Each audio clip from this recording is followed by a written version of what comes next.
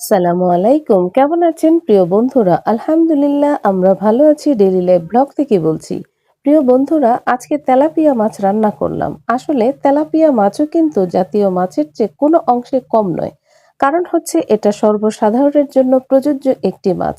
ধনী বলেন, গরিব বলেন সবাই এই মাছটিকে খেয়ে থাকে। যতই তেলাপিয়া মাছের দোষ ত্রুটি খুঁজে বের করুক না কেন, এই মাছ কিন্তু খাওয়া বন্ধ নেই।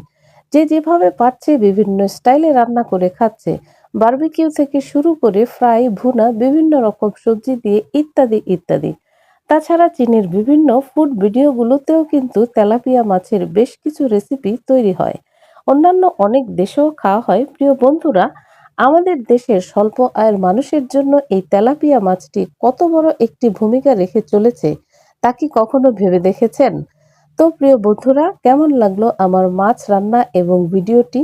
তাহলে কিন্তু অবশ্যই কমেন্ট করে যাবেন। ভিডিওটি দেখার জন্য অসংখ্য ধন্যবাদ।